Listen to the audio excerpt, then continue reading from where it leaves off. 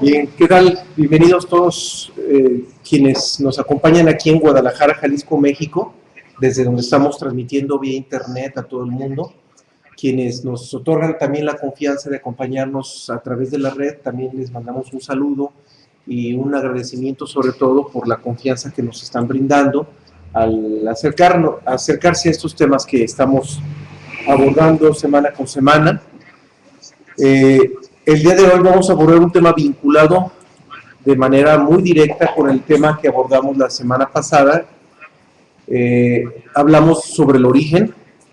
Claro, hablar del origen es hablar de todo lo que propició o todo lo que está vinculado con la existencia de este universo físico. Y si hablamos de la existencia del universo, pues estamos hablando de nuestro planeta, de nosotros mismos, de nuestra personalidad, de toda la naturaleza en general. Dicho de manera sintetizada, el mundo tangible, de todo el mundo tangible. Entonces, estuvimos hablando sobre ese origen de todo este mundo tangible, y vamos, el tema de hoy está vinculadísimo porque hoy vamos a hablar sobre la fuente original. La fuente original es el ingrediente, el elemento, el fenómeno, el fluido, una energía, como le queramos llamar, es la energía que vincula al origen de todo con la existencia misma, con el mundo tangible. Entonces, si es la energía que vincula uno con otro, pues hay que retomar de lo que tanto hemos hablado sobre la existencia. Y ya hemos dicho, ya habíamos mencionado que la existencia pues es un tanto ilusoria. Hemos dado elementos tanto científicos como filosóficos en los dos órdenes para comprender que este mundo tangible, esta existencia, no es la realidad. Es un reflejo de la realidad, una proyección de la realidad, una manifestación de la realidad, pero no es la realidad. Si fuera la realidad, sería eterno, no tendría fin. Y como en el universo tangible no existe absolutamente nada que no vaya a tener un fin, entonces no podríamos considerarlo como la realidad. Y ya hablábamos también en términos de las dos naturalezas, que si bien este mundo tangible no es la realidad, también debemos comprender que sí existe una realidad tanto en el universo como en nosotros mismos. Sí hay algo real. El gran problema y la gran paradoja es que esa parte real en el universo o dentro de nosotros mismos es intangible. No es tangible, no es perceptible, incluso es incognoscible. Y como es incognoscible e intangible, entonces los humanos lo hemos desdeñado, poco nos hemos detenido en ello, ante la frustración que nos produce el no tener ninguna evidencia de ello, dado su carácter intangible e incognoscible. Pero más allá de esa gran paradoja, logrando retomar y comprender que la parte tangible en nosotros es la existencia, aunque no sea la realidad, y la parte no tangible en nosotros, que es nuestro ser, que es el ser original, el ser verdadero, pero que no es tangible, hay un vínculo de contacto entre ambas naturalezas. Ese vínculo de contacto entre las dos naturalezas, que es un ingrediente que tampoco es tangible, pero pudiera tener algún cierto grado de tangibilidad. Ese ingrediente es lo que conocemos como la fuente original y es el tema de hoy. Es, insisto, el vínculo de contacto con el ser y la existencia, con el origen y la manifestación. De cualquiera de las dos maneras se le puede llamar, y, y este punto de contacto pues es digno de estudio. Y no solo digno de estudio, es fundamental que nos detengamos a revisarlo. Es totalmente fundamental que nos detengamos a revisarlo, porque si es ese verdadero hilo de contacto entre el origen y la existencia, entre el ser y la existencia, entonces, claro que es fundamental abordarlo y ubicar qué naturaleza tiene, qué posible manifestación hay en él, qué posibilidades de acercamiento tenemos hacia ello, etcétera, etcétera. Entonces, esta fuente original como hilo de contacto entre las dos existencias se convierte en un tema importantísimo dentro de todos los temas que hemos ido abordando, y es tan importante este tema que si retomamos algo de lo que ya habíamos comentado en otras charlas, de que el verdadero y único propósito fundamental de la vida está en el ser y no en la existencia. En la existencia solamente podemos visualizar propósitos parciales, transitorios, temporales, limitados, que producen cierto grado de satisfacción, pero que ese grado de satisfacción se convierte en insatisfacción después. Y ya nos habíamos detenido en revisar que, insisto, el único verdadero y pleno y absoluto propósito de la vida está en el ser. Entonces, esta fuente original, que es el hilo de contacto con el ser, tiene que estar vinculada con ese propósito fundamental, tiene que formar parte de ese propósito fundamental. Y ese hilo de contacto, que es energía, que es vibración, e incluso si lo vemos físicamente, en términos físicos, es energía electromagnética. Esa energía electromagnética que, repito, nos puede permitir ese contacto, está vinculada o debe tener cualidades de un fenómeno físico. No perdamos de vista un pequeño elemento del que ya habíamos hablado. Los principios universales que constituyen el último hilo de contacto con la voluntad de Dios o del origen de este universo, los principios universales se manifiestan en todas las formas o en todos los procesos o en toda la fenomenología que vivimos en este mundo. Todos los fenómenos de este mundo están vinculados con los principios universales, pero ya habíamos comentado que los fenómenos donde se hace más evidente el comportamiento de la ley universal es la física, son los fenómenos de la física, los fenómenos físicos.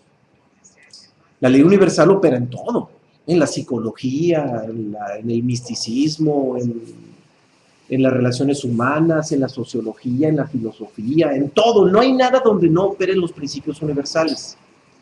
Sin embargo, en donde más fácilmente podemos percibir ese operar de los fenómenos universales es la física, son los fenómenos físicos.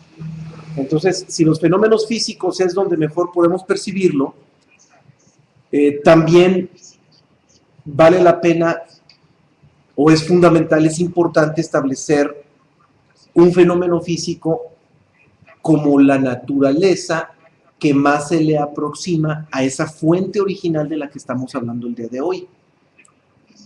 De hecho, ya lo habíamos hablado de manera indirecta, bueno, de manera directa, pero no en cuanto al tema, fue el tema pasado cuando hablamos de la naturaleza de Dios, la naturaleza del origen, hablamos de la luz. De manera directa abordamos el tema de la luz como parte de la como cualidad fundamental del ser, y ese mismo fenómeno de la luz también nos involucra ahora, pero de manera más directa, como el fenómeno de la fuente original. Porque si hablamos de que la fuente original, ya establecimos que es el vínculo entre Dios y el universo, entre el origen y la manifestación del origen, entre el ser y la existencia, entre la verdad y la ilusión, no perdamos de vista, entre la verdad y la ilusión, porque la existencia es ilusoria. Entonces, si ya establecimos que ese hilo de contacto, esa fuente original, es un fenómeno electromagnético, es un fluido, bien, pues la luz también es un fluido, es de carácter electromagnético y en paralelismo con lo que ya vimos en la charla anterior, la luz como fenómeno físico y también como fenómeno metafísico, por qué no decirlo, en los dos niveles, la luz constituye el acercamiento más importante para comprender la naturaleza de esa energía fundamental que une al ser con la existencia. Ya habíamos mencionado cualidades de la luz desde la charla anterior. Habíamos establecido los paralelismos correspondientes entre la naturaleza de Dios y la luz.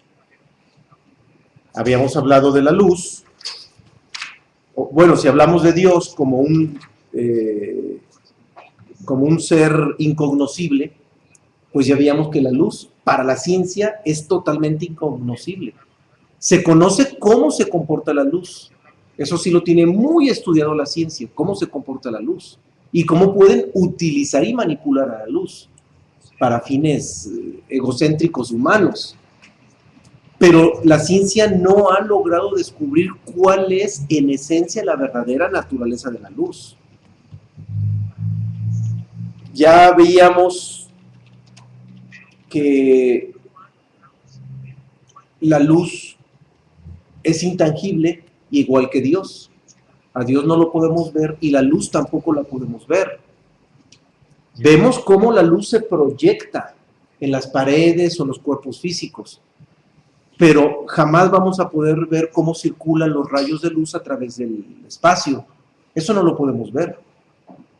Y cuando aparentemente vemos algún haz de luz, sea del sol que se filtra en las nubes o algún haz de luz láser que se proyecta en el espacio, en realidad no es la luz lo que estamos viendo. Lo que estamos viendo es cómo esa luz intangible se proyecta en las partículas o de humedad o de polvo suspendidos en el ambiente. Pero en un espacio vacío de materia, donde no hay aire, ni oxígeno, ni nitrógeno, ni nada, sería imposible ver un rayo de luz. La luz no se podría ver. Entonces la luz, en su esencia y en su naturaleza, es intangible igual que Dios. Y al igual que Dios, que no lo vemos, pero sí vemos su manifestación, que es el universo, también sucede igual con la luz. No vemos la luz, pero vemos su proyección o su manifestación en los cuerpos sólidos o en los cuerpos suspendidos en el espacio. Igual también como hablábamos de que Dios es el origen de todo, también la luz es la energía que le da origen a todas las manifestaciones energéticas que existen en el universo. Y la ciencia está metidísima en ese estudio. Cualquier energía manifestada en el universo tangible tiene su origen en una energía primigenia que es la luz. Igual también sucede con Dios en su naturaleza o en su carácter de omnipresente.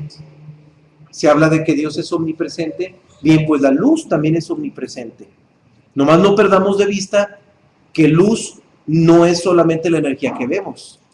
Nuestros ojos solamente pueden percibir un cierto rango vibratorio, de frecuencia vibratoria, de rayos emitidos de luz. Pero hay muchos rangos de frecuencia vibratoria que, aunque sean luz, nuestros ojos no los pueden ver. Bien, pues la luz es la única energía vibratoria omnipresente. ¿Por qué? Porque es la única que puede traspasar todos los cuerpos por muy sólidos que sean. Y el universo está absolutamente inundado de luz, aunque nuestros ojos no, insisto, no perciban todas las manifestaciones de luz. Bien, pues así como hicimos hincapié en ese paralelismo entre Dios, entre la naturaleza de Dios y la naturaleza de la luz, bien, pues ese fluido universal que sirve como contacto entre Dios y la existencia, o Dios y el universo, entre el ser y el no ser, entre el origen y la manifestación, ese fluido o esa fuente original es luz. Estrictamente luz. Estrictamente luz. Y pues vamos a ver cómo los textos universales nos hablan sobre esa luz, sobre ese fluido electromagnético, que es la energía fundamental con la que se realiza la magna obra, lo que los alquimistas llamaban el magnum opus. Esa magna obra de la que tanto se refieren los alquimistas, la energía fundamental es esta fuente original, es esta luz. Y esta luz,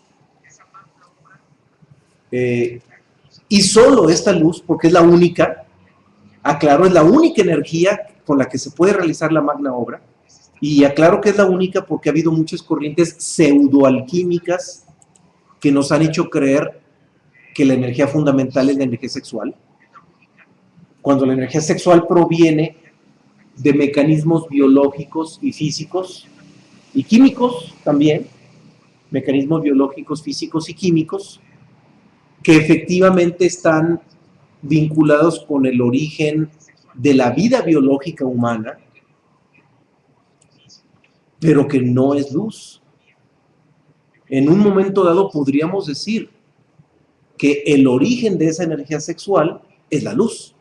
Es decir, la luz está antes que la energía sexual. Es una energía fundamental que está antes que esa energía sexual, a la que algunos pseudoalquimistas la han citado o la han mencionado como la energía fundamental para la magna obra, lo que no es cierto. Y los resultados creo que son elocuentes, más que elocuentes. Ha habido durante décadas gente que obsesivamente se han dedicado a pretender realizar la magna obra a través de la energía sexual, y lo único que han conseguido es elevar en los niveles de densidad de todas sus propias manifestaciones egocéntricas, y los resultados han sido claros, han sido más que evidentes los resultados. Como decía Jesús de Nazaret, por sus frutos los conoceréis, y después de varias décadas en que ha habido generaciones de gente pretendiendo ser la magna obra a través de esa energía, pues los resultados o los frutos han sido más que elocuentes. Creo que ya en este momento están más que visibles esos resultados. Los libros universales jamás hablan de esa energía, de la energía sexual. Han sido libros secundarios los que han hablado de ella, corrientes, incluso corrientes secundarias, como es el caso del tantrismo, que no es una corriente primigenia, como lo pudiera ser la corriente de la tradición védica, que sí es una corriente original. Y los libros originales fundamentales de todas las grandes tradiciones de la historia, lejos de hablar de energía sexual, hablan de luz. Y hablan de esa energía fundamental en otros términos muy distintos. Y algo en lo que todos los textos también coinciden es con que esa energía fundamental pues no se va a ganar, bueno, jamás podría ganarse porque no es producto de ganancia y pérdida, no está sometida a las leyes naturales de este mundo. Jamás vamos a tener contacto con esa energía a través de ningún método, o sea, no existen métodos de contacto. cualquier método o cualquier pretendido método sería una farsa. Tampoco existen rituales ni disciplinas que puedan acercarnos a esta energía. Y si no existen rituales, ni métodos, ni disciplinas, ni nada que nos puedan conectar con esta energía, bueno, pues es evidente que el esfuerzo humano tampoco es quien pudiera conquistarla. O sea, no podríamos llegar a ella a través o por el fruto de un esfuerzo humano. Eso no podría ser, sería imposible. Y también queda claro, y lo vamos a ver en los textos universales, que cuando se tiene ese contacto con esa energía, no produce ni emociones místicas, ni euforias, ni emociones intelectuales. Porque mucha gente cree que cuando ya alguien tuvo alguna experiencia del ser y brotan emociones y entusiasmos místicos o poses intelectuales y discursos intelectuales que pudieran exhibirlo, todo eso es puro cuento. Cuando un verdadero iniciado, gracias al contacto con esa energía fundamental, logra ese contacto con la verdad universal, lo primero que hace es guardar silencio. Es lo primero que hace, guardar silencio, porque cuando se tiene contacto con esa energía, es evidente que se tiene contacto y por primera vez se tiene en las manos o en el corazón la verdad de Dios, la verdad del ser. Es el contacto mismo con la verdad de Dios o la verdad del ser. Y no perdamos de vista que cada vez que le ponemos una imagen a Dios, nos alejamos de Él. Y entre más lo representamos en imágenes, más nos alejamos de Él.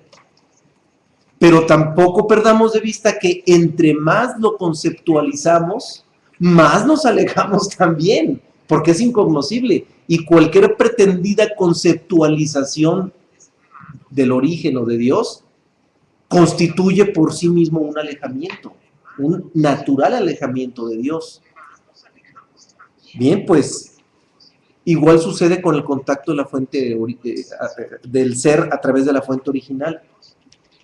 En sus hechos los grandes maestros nos han demostrado que precisamente por su contacto con esta fuente que es la verdad universal, su postura es el silencio, no hablar de ello. Porque cuando alguien habla de ello, cuando alguien lo posee y habla de ello, automáticamente lo conceptualiza y por esa conceptualización empieza un proceso de alejamiento.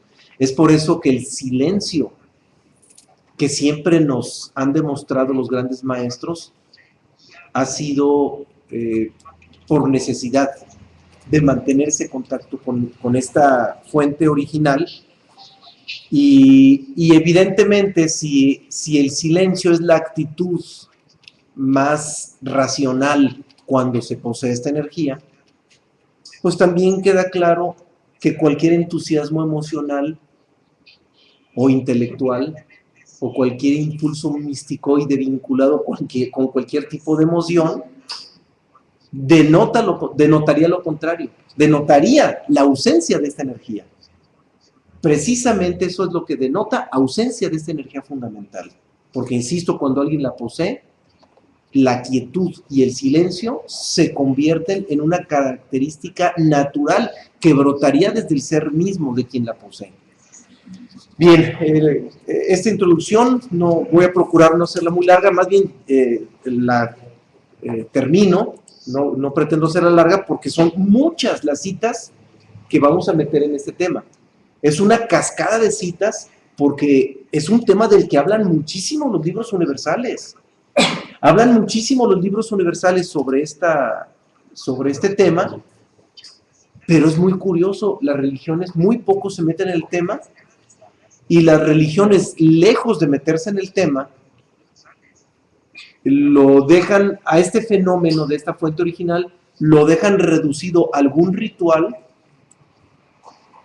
Eso sí, a la feligresía se les dice que es un ritual de contacto con esa fuente original, pero les tienen prohibido, sí se adjudican el derecho de prohibirles el pretender investigar sobre ella porque hasta lo consideran sacrílego. Y no, pues resulta que esa fuente original está en todo el universo. No hay un solo espacio vacío donde no existe esa fuente original. Entonces, ni siquiera ocupamos investigar dónde está, porque la tenemos aquí en nuestra nariz. Y la estamos oliendo aunque no percibamos su aroma. La estamos viendo aunque nuestros ojos no la perciban. La estamos tocando aunque nuestro tacto sea incapaz de asirla. Tampoco se da la existencia de un intermediario. Es directa la conexión con esta fuente, como lo pretenden manejar varias instituciones religiosas o varios gurús, que a partir de la institución o a partir del gurú se hace la conexión, y no, la conexión es directa. Es directa. Qué bueno que lo citas, se me estaba escapando ese gran detalle, porque los mismos textos universales no lo dicen. El hilo de contacto con esa fuente original es responsabilidad de cada uno de nosotros por nosotros mismos. Y si corremos el riesgo, de que alguien, por algún mecanismo ritualístico o por lo que sea, nos conecten con esa pretendida fuente, pues vamos a correr el riesgo de que nos conecten con otra fuente distinta que pudiera confundirse con esta y que pudiera generarnos a lo mejor una sensación de que es la fuente original, pero que en realidad es otro tipo de energía que pudiera tener cualidades de apariencia similar, pero no necesariamente la energía de la fuente original. Esto no es el tema de hoy, por supuesto, pero es un tema que vamos a abordar en un par de semanas. Esto quedaría vinculado con el tema al que llamamos la puerta falsa, que es donde los libros universales nos previenen sobre posibles riesgos de contacto con algo que pareciera ser, pero no es. Y de eso jamás tampoco vamos a hablar a título personal, como tampoco lo estamos haciendo ahorita. Ahorita nos estamos limitando a hacer una introducción a lo que los libros universales nos dicen. Y también ustedes tienen toda la libertad para reprocharnos si en nuestra introducción dijimos algo que en los libros universales no se dice. Eso sí, que quede clarísimo, porque nosotros no pretendemos hablar por nuestra propia cuenta, ni pretendemos emitir ni una opinión personal, ni una posición sectaria de que en este lugar pensamos de esta manera. Eso es sectario, eso es una secta. En cualquier lugar donde se les diga, aquí pensamos de esta manera, automáticamente están en una secta. Nosotros no tenemos un punto de vista y no tenemos una forma particular de pensar. Nosotros nos limitamos a ofrecerles de manera ordenada lo que los libros universales nos dicen, y el pensamiento, la definición de ese pensamiento es responsabilidad de cada uno de nosotros en lo particular. Creo que hay una inquietud aquí en Guadalajara. Antes de empezar con las citas vamos a abordarla. Sí, ya tiene el micrófono. Sí, se habla ahorita estabas diciendo que es una energía incognoscible. Sí. Y luego hablas de que hay iniciados. Y que los que lo tienen no deberían hablar de ello. Entonces, sí es cognoscible, ¿no? Porque hay personas que tienen esa experiencia. Entonces, si hay personas que tienen esa experiencia, no van a compartir lo que es Dios, no van a compartir su experiencia. Lo que pueden compartir es de que se puede conocer. ¿Verdad? Entonces, sería interesante la pregunta aquí es, ¿cómo lo puedo conocer? Interesante, bien. Primero, hago una aclaración. Yo no dije que los grandes iniciados que vivieron la experiencia de esta fuente original no debieran compartirla. Si yo lo hubiera dicho así, entonces yo estaría prejuzgando el cómo se debieran de comportar, y nunca tuve esa pretensión. Lo que dije fue que, según está escrito en los textos universales, lo común es que los grandes maestros que viven esta experiencia optan por el silencio y por no vanagloriarse de lo que están viviendo. sobre todo por no conceptualizar lo que están viviendo. Es la opción que normalmente ellos toman. No es regla total, puesto que ha habido maestros que han escrito y han hablado sobre ella. Y quienes han corrido el riesgo de hablar sobre ella, lo han hecho con los debidos cuidados y siempre dejando por delante la certeza de que esta fuente original, que es la verdad misma, que es el hilo de contacto con la verdad misma, solamente podríamos señalarla, pero ni siquiera podemos hablar de ella. O sea, podemos señalar algunos paralelismos que en el mundo tangible podemos percibir como una indicación de por dónde va, pero de ella no podemos hablar porque es incognoscible. Entonces, los maestros que se han atrevido a hablar de ella siempre han dejado claro que lo que dicen es una simple referencia, que lo que dicen solamente señala la verdad, pero no es la verdad misma.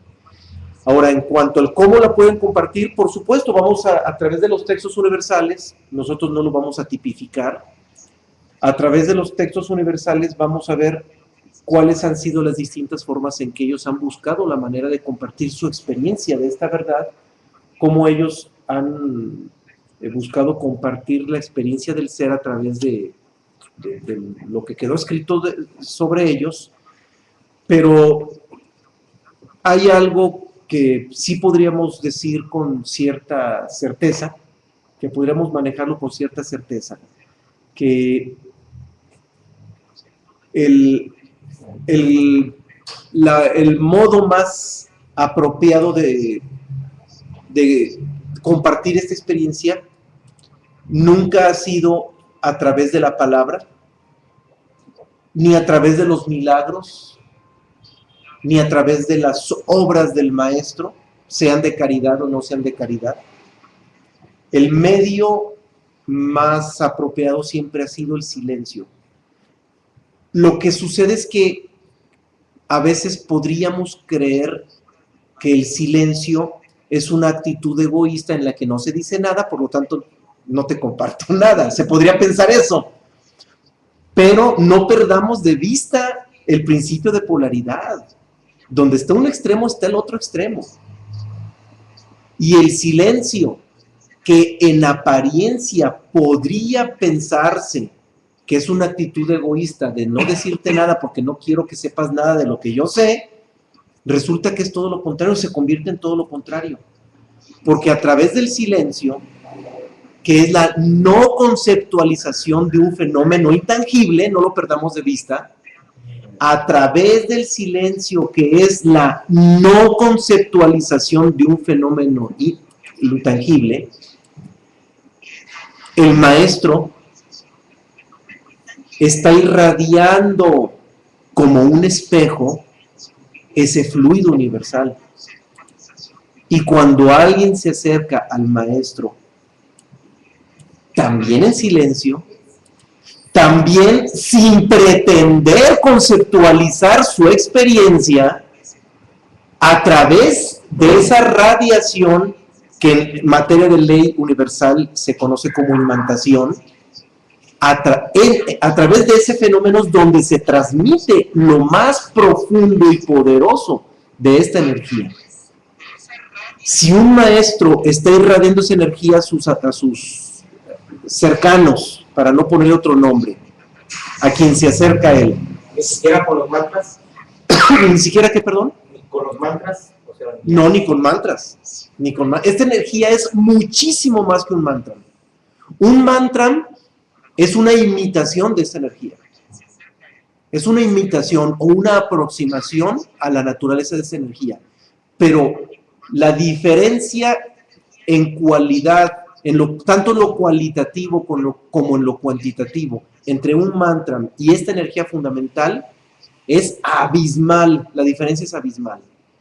Es más, en un mantra se podría cometer con mucha facilidad el error de creer o de conceptualizar que a través de esa energía de la garganta ya se tiene contacto con ella.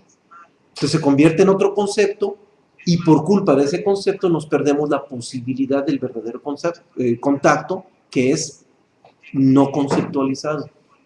Por eso, si un maestro está irradiando esa energía, y si a ese maestro se le ocurriera de repente hablar sobre esa energía, en ese momento lo único que produciría sería un corte en el flujo de esa energía. O sea, automáticamente cortaría el flujo de esa energía. Por eso el silencio es el medio más fundamental para transmitir esa energía. Y si alguien quiere abundar mucho sobre este fenómeno, en el Zen se habla maravillosamente de esto. No solamente en el Zen, por supuesto, en todas las corrientes se habla, pero el Zen como que particularizó más en ese detalle, en la importancia del silencio como medio de comunicación y de transmisión de esa energía. Bien, pues vámonos a las citas.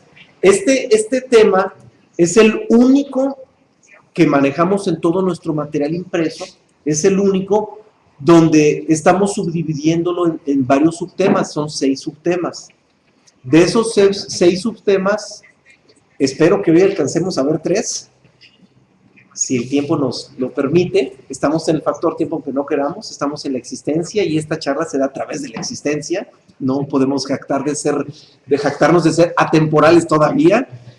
Si el tiempo no lo permite, alcanzamos a ver esos 3 temas y ya en la próxima charla hablaremos de los últimos 3 temas que son, podríamos decir, los que abordan las posibilidades más cercanas de contacto hacia este fluido fundamental original. Bien, vamos con la primera cita. Este primer subtema hace referencia a los nombres que recibe esta fuente original.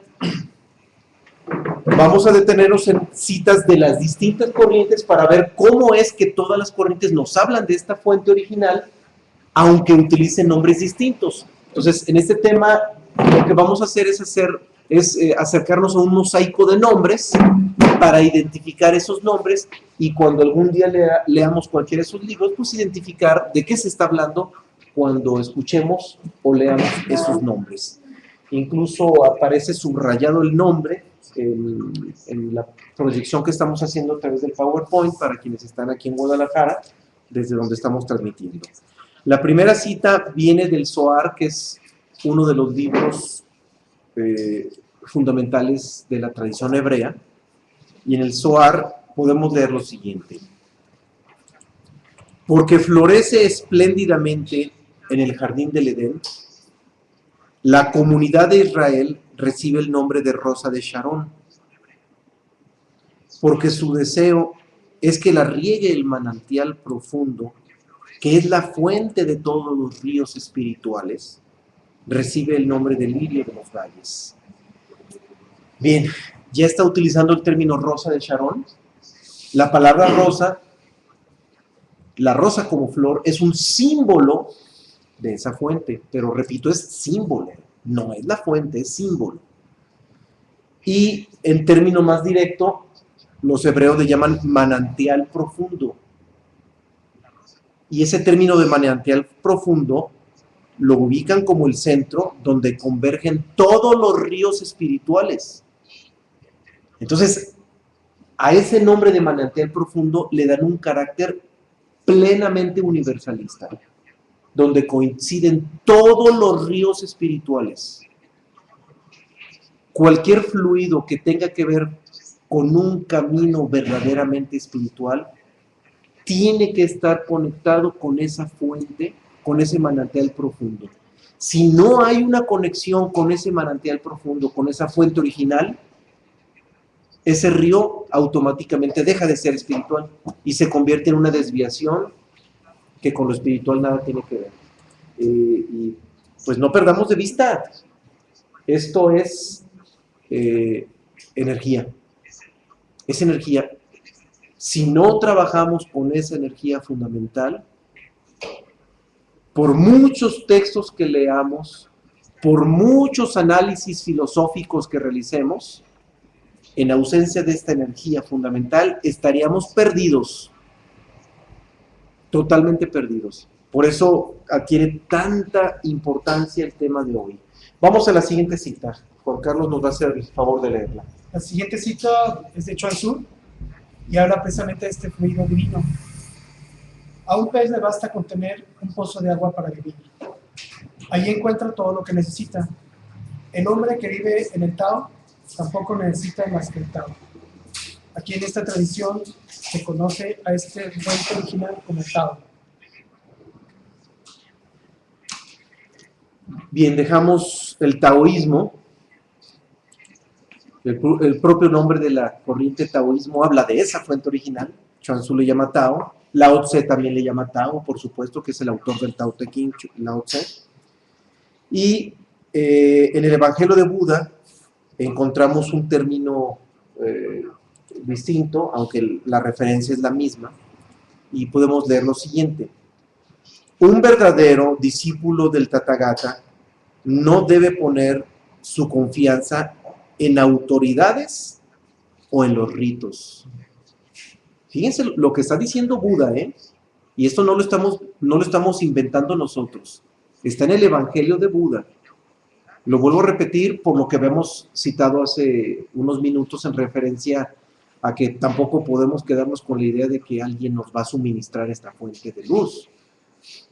Literalmente Buda dice, un verdadero discípulo del Tathagata, el Tathagata es el Buda, es otro término sánscrito que le daban al Buda, no debe poner confianza en autoridades o en los ritos, sino que trascendiendo la idea del yo, descansará confiado sobre el Amitabha, que es la luz infinita verdadera. Bien, el término que usa Buda es Amitabha y la cualidad que le da, luz infinita verdadera. Sigue siendo el fenómeno físico de la luz, aunque claro, una luz con una frecuencia vibratoria infinita, por supuesto que es intangible a nuestros ojos. Pero aunque sea intangible, sigue siendo luz. No todo lo que vemos es luz y no todo lo que no vemos es ausencia de luz. Eso no lo perdamos de vista, ¿sí? Bien, vamos a la siguiente, ya nos metemos al cristianismo. Ok, esta cita es bastante interesante. Nos dice, antes de la venida de Cristo, en el mundo no había pan, lo mismo que en el paraíso, sino sitio en el que habitaba Adán. Había allí muchos árboles para alimentar a los animales, pero no había trigo para alimentar al ser humano. Este se alimentaba como los animales. Pero, cuando vino Cristo, el hombre perfecto, trajo pan del cielo, para que el ser humano se nutriera con alimento de humano. Interesante esta cita. Estamos hablando del ser humano, no de la entidad humana. El ser humano, nuestro hombre original verdadero, se alimenta de esta fuente divina, que aquí en este caso se llama el pan del cielo. La referencia que hace la Biblia es interesante porque menciona antes de la llegada de Cristo, antes de la llegada de esta fuerza, el ser humano no tenía posibilidades de tener este alimento. Se alimentaba como los animales. En cambio, cuando esta fuerza se presentó en la naturaleza, se dignificó todo lo que viene siendo la naturaleza del planeta Tierra y pudo el ser humano poder tener contacto con este pan del cielo.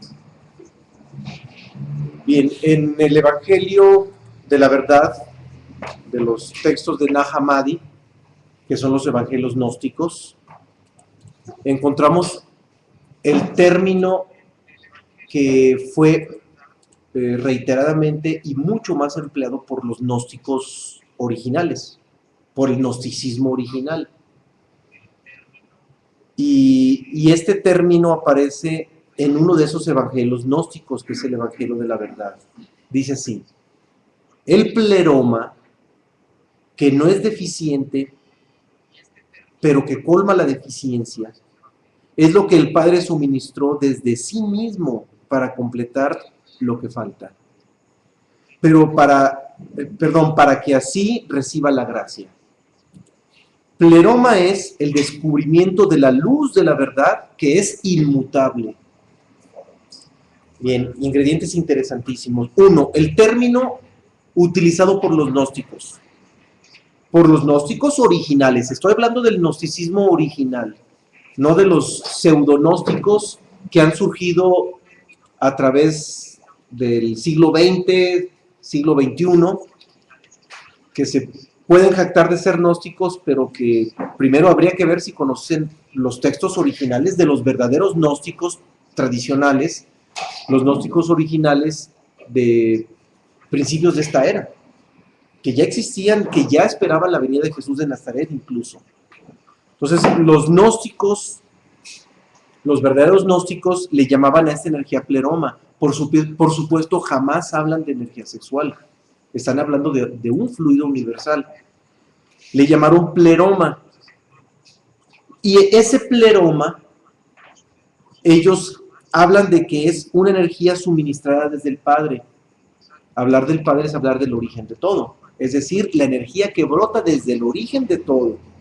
¿Y qué cualidad le dan al final de esta cita? Luz de la verdad que es inmutable. O sea, vuelven a emplear el término luz, lo vinculan con la verdad absoluta y le dan una cualidad física, inmutabilidad, es decir, no cambia.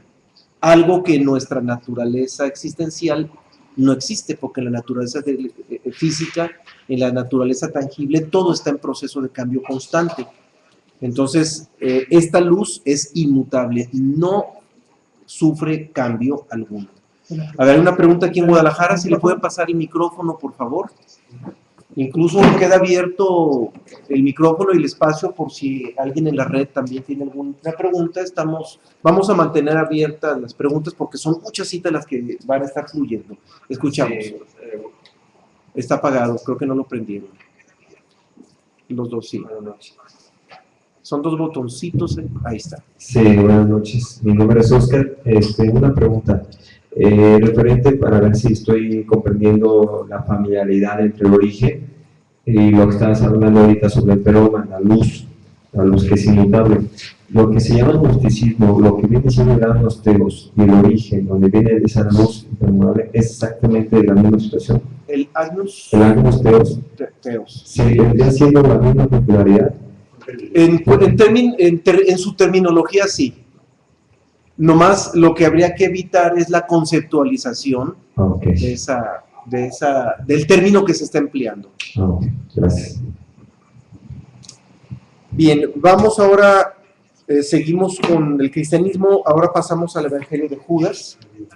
Aquí en el Evangelio de Judas dice, replica el maestro, quien come del pan y bebe del agua de la vida eterna, nunca volverá a tener hambre ni sed, y sus males desaparecerán de él, porque tienen en su interior la gracia que la palabra le ha dejado. Evangelio de Judas. Bien, aquí esta fuente original se reconoce como el pan y el agua de la vida eterna. Es como lo identifica en este Evangelio de Judas. Este alimento para lo que es nuestra alma. Una vez que tengamos ese contacto, nuestra alma ya no va a tener hambre ni sed, y vivirá en esa gracia. Bien, seguimos con el cristianismo, pero a través de uno de los documentos, o podemos decir el documento más fundamental de los gnósticos, del gnosticismo de antaño, que es la Pistisofía. En el libro de la Pistisofía, también conocido como el Evangelio de Valentino, Jesús de Nazaret dice lo siguiente: yo he venido para traerles el conocimiento completo de la emanación del universo, porque la emanación del universo es el conocimiento del misterio. Bien, está ubicando a ese fluido que emana desde el origen del universo como el hilo de contacto con el misterio. ¿Qué es el misterio? El misterio es el límite que hay entre el conocimiento relativo de la existencia y el conocimiento absoluto de Dios, del ser o de la verdad. Ese límite es el misterio, y ya nos habla de que ese límite podríamos rebasarlo o podríamos trascenderlo a través de la emanación del universo. Si lo establecemos o lo ubicamos con el paralelismo correspondiente a lo que la ciencia nos dice, pues vemos que la ciencia o los científicos coinciden con la teoría del Big Bang, Es la única teoría con la que han coincidido prácticamente todos los científicos, y también se habla, en esa teoría del Big Bang, se habla de una gran emanación energética a partir de un punto. Entonces, esa emanación original que brota del Big Bang tiene todo que ver con esto que está hablando Jesús de Nazaret a través de la pistisofía. Bien, nos vamos ahora a uno de los evangelios canónicos que aparecen en la Biblia, el Evangelio de Juan, donde podemos escuchar lo siguiente. Bien, aquí el contexto que tiene esta cita es cuando Jesucristo, ya transfigurado, se le apareció a sus discípulos y más o menos estuvo con ellos 40 días, pero se tuvo que retirar. Y al retirarse les dice esto: yo rogaré al Padre y les dará otro consolador, para que esté con ustedes para siempre, el Espíritu de verdad, a quien el mundo no puede recibir porque no le ve ni le conoce. Pero ustedes le conocen, porque mora en ustedes y estará en ustedes. Bien, aquí nuevamente aclarando, el contacto es directo con este espíritu, con esta fuerza, que aquí se llama Espíritu de la verdad. El contacto es directo y les dice claramente que Jesucristo mora con ustedes y estará en ustedes. El contacto es directo. ¿Y quién mejor que Jesús de Nazaret para hablar de ello? Pero es muy curioso ver cómo Jesús de Nazaret nos habla de ese contacto directo y que está dentro de nosotros, y sin embargo, la inmensa mayoría de las religiones cristianas se establecen como una institución que ofrece los rituales necesarios para acercarnos con ese hilo de contacto, con ese fluido al que el cristianismo le llama Espíritu Santo o Espíritu de verdad, aunque Jesús también le llama el Consolador. En este párrafo le llama el Consolador, pero en términos de cristianismo, el término más utilizado es el Espíritu Santo. La siguiente cita. Bien, en la siguiente cita es todavía más elocuente, lo dice con más claridad, también es del Evangelio de Juan, en el capítulo 14, es el versículo 16, donde dice: el Consolador, el Espíritu Santo, a quien el Padre enviará en mi nombre, Él les enseñará todas las cosas y les recordará todo lo que yo les he dicho. Bien, si observan, tiene un paralelismo pleno con lo que ya leímos del taoísmo, del hinduismo, del zen, etcétera, donde habla de que ese fluido o el Espíritu Santo enseñará todas las cosas. Y si dice enseñará todas las cosas, está hablando de un conocimiento absoluto. Entonces, esa luz porta ese conocimiento absoluto, lleva consigo el conocimiento absoluto. Y tal como lo dijo literalmente Jesús de Nazaret, lo llevan ustedes y estará en ustedes. Lo llevamos dentro. O sea, ese fluido, esa energía la llevamos dentro. El problema es que no somos conscientes de ello, pero allí está. Entonces el problema no es encontrarla, ni buscarla, ni suministrarla. El problema está en ser conscientes de lo que ya llevamos dentro. Bien, vamos ahora seguimos con cristianismo. En la primera epístola de Pedro apóstol se lee lo siguiente. Dice: deseen como niños recién nacidos la leche espiritual, no adulterada, para que con ella crezcan para la salvación, acercándose al Señor, piedra viva, desechada ciertamente por los hombres, mas para Dios escogida y preciosa. Ustedes también, como piedras vivas, sean edificados como casa espiritual. Muy padre la cita de San Pedro Apóstol. Aquí menciona este fluido como la leche espiritual, y el pasaje que hace de ser piedras vivas es cuando esa parte de nosotros comienza a erigirse en esa parte espiritual. Comenzamos a dar el primer paso a ese camino espiritual que tenemos nosotros. Ya lo decía la primera bienaventuranza: bienaventurados los que se creen pobres de espíritu, porque de ellos será el reino de los cielos. Cuando nos damos cuenta de nuestra pobreza espiritual es cuando hemos dado nuestro primer paso. Bien, vamos ahora al Apocalipsis de Juan.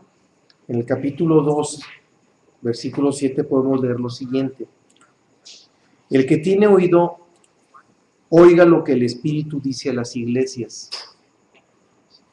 Al que venciere, le daré a conocer del árbol de la vida, que está en medio del paraíso de Dios.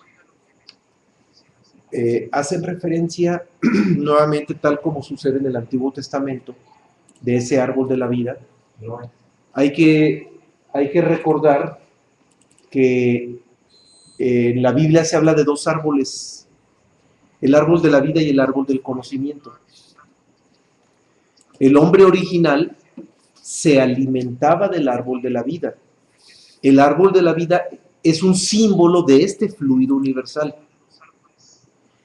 Hubo un momento que describe la Biblia en que el hombre, en que la humanidad simbolizada por Adán y Eva, no perdamos de vista que es un símbolo Adán y Eva,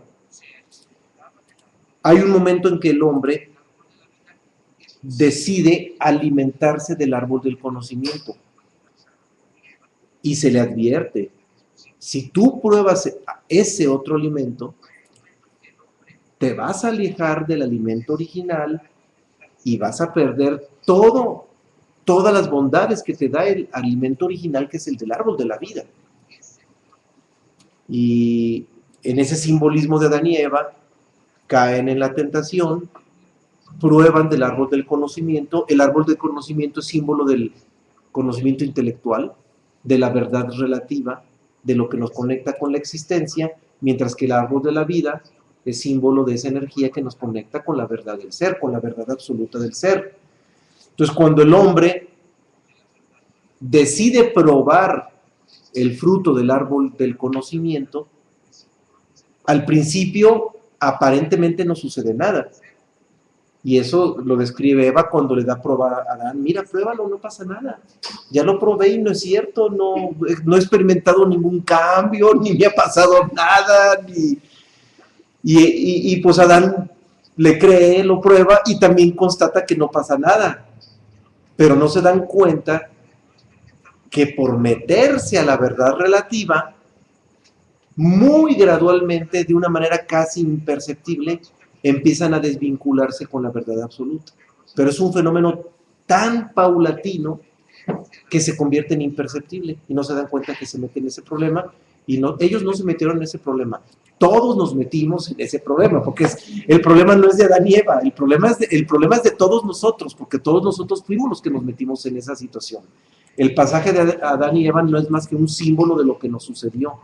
Entonces, en esencia, ese alejamiento de Dios o de nuestro origen es precisamente porque probamos las mieles de las conceptualizaciones racionales mentales a través de otras energías relativas, y eso nos condujo a un alejamiento muy gradual de la verdad absoluta, que solamente se puede tener a través de este fluido absoluto que es la fuente original. Bien, seguimos con otra cita más del Apocalipsis. Yo soy el alfa y la omega, el principio y el fin. El que tuviere sed, yo le daré gratuitamente de la fuente del agua de vida. Apocalipsis. Bastante claro, ¿no? El principio y el fin. Esta emanación nos advierte que para tener ese contacto con esa agua de vida, hay que tener esa sed espiritual que todo buscador, que todo revolucionario espiritual la tiene. A todo el que tuviese esa sed, yo le daré gratuitamente el agua de la vida. Bien, nos acercamos ahora al Islam. Hay muchas citas muy exquisitas que nos ofrece Ibn Arabi, que fue un gran maestro del sufismo. El sufismo es el corazón del Islam, la parte más esencial, más exquisita del Islam. Y allí Ibn Arabi, en un libro cuyo nombre es genial, el simple libro tiene un nombre maravilloso, se llama El núcleo del núcleo. Y ahí nos dice: todas las cosas que existen se manifiestan de la aceidad absoluta. Si la revelación, que es la vida de ese ser, se cortase durante un instante, todo se sumiría en la no existencia. Es decir, lo único que nos mantiene con algo de la verdadera vida es precisamente esa energía a la que Ibn Arabi en el Islam le llama aceidad de Dios. Un término curioso, hasta da la sensación de que no es que no es de nuestro idioma y habría que traducirlo, pero no, es una palabra castellana. Aceidad viene siendo la cualidad del ser. Por ejemplo, si decimos dignidad, es cualidad de lo digno. Si decimos majestuosidad, es cualidad de algo majestuoso. Si decimos aceidad, es cualidad del ser. Entonces, es un término genial. De hecho, es un término maravilloso el que está utilizando Ibn Arabi para asignárselo a este fluido universal, porque es es el único hilo de posible contacto con el ser. Y en este caso en el Islam se utiliza la palabra aceidad. Repito, significa cualidad del ser. Bien, vamos con una cita más de Ibn Arabi.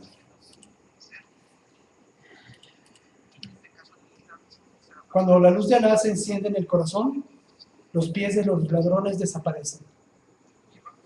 Ubiquemos a esos ladrones dentro de nosotros mismos. Está en nuestra mente, en nuestros falsos sentimentalismos, esos ladrones que nos roban la conciencia. Entonces, cuando esta luz y nuestra conciencia se enciende, esos ladrones que llevamos dentro desaparecen. Y aparte se reitera el término luz. O sea, si observan, la palabra luz aparece en todas las corrientes. ¿Puedo decir algo? Sí, hay un comentario, si le pasan el micrófono, por favor, aquí en Guadalajara. Estoy sintiendo. A ver. Estoy sintiendo en mi mente. A ver, vamos a ver. Bueno, sí. Si yo llevara una vida santa, sabiendo que no me va a llevar a Dios, pero dentro de mí hay un espíritu que rechaza los bienes materiales, eso me haría trascender, que es lo que yo estoy tratando de entender aquí. ¿Es así? Una vida santa. Bueno, Si yo llevara una vida sí, santa, sí. sabiendo que no me va a llevar a Dios, Ajá. pero en mí llevo una vida espiritual profunda, deseando rechazar todo lo material. Ya, durante Eso toda, me haría trascender. sí, durante toda la existencia del ser humano hemos tenido varias reencarnaciones. Hemos transitado por varios lugares y, por ejemplo, ahorita somos libres, vivimos mucha libertad. Antes teníamos que estar dentro de monasterios o aislarnos completamente a la naturaleza para precisamente tener esa vida santa. No éramos libres porque si vivíamos en libertad se nos coaccionaba. El simple y sencillamente el que vieran que pensáramos diferentes se nos arrinconaba e inclusive se nos desaparecía por pensar diferente al sistema. Mas, sin embargo, ahorita hay que vivir ese proceso de libertad que nos está dando esta revolución cósmica. Y a propósito de esta revolución cósmica que se está viviendo, esta libertad nunca la habíamos vivido. Hoy podemos ser más universalistas que nunca, porque tenemos todas las tendencias, tenemos el contacto con todos los fluidos, con todas las enseñanzas que hemos tenido durante todos estos siglos. Hoy podemos vivir esa libertad. De todas maneras, esa vida santa la podemos vivir ahora con nosotros mismos. Ahora hay que aclarar también algo muy importante. Muchas religiones han creído que un comportamiento moral respetable nos puede conducir a esa verdad de Dios, lo que no es cierto. El proceso es al revés. Primero debiéramos tener el contacto con la verdad de Dios y por ese contacto, por influencia de ese contacto vibratorio con esa verdad, entonces surgiría un comportamiento que va más allá de la moral, que es mucho más profundo y mucho más elevado que la moral humana. Entonces, la moral jamás nos conduciría a esto, un comportamiento moral humano jamás nos conduciría a esto. El comportamiento moral humano es una imitación al verdadero comportamiento que un iluminado empieza a experimentar por influjo de esta luz. Entonces, ahí es donde se entiende por qué cuando a Jesús de Nazaret le preguntan ¿cómo puedo llegar a Dios? Jesús de Nazaret jamás hace referencia a un comportamiento moral humano. Jamás hace referencia a ello. Jesús de Nazaret solamente se limita a decir, niégate a ti mismo y sígueme. Y claro, ese niégate a ti mismo es una clave fundamental para que, no para que lleguemos a la luz, sino para que la luz llegue a nosotros, porque nosotros jamás por voluntad humana podremos llegar a esa luz. La luz es la que más bien llegaría a nosotros si somos dignos de ella. Ahora, ¿cómo podemos ser dignos de ella? No portándonos bonito. Para ser dignos de esa luz, tendríamos que hacer lo que Jesús de Nazaret dijo, niégate a ti mismo. Es decir, tener conciencia de nuestro no ser conscientes de nuestra nadidad, ser conscientes de que nuestra parte corpórea externa no es nuestra realidad. Y ahí es donde nos hacemos dignos de que la luz llegue a nosotros, pero no es un asunto de comportamiento moral. Bien, seguimos con el Islam. En una cita más, Ibn Arabi nos dice,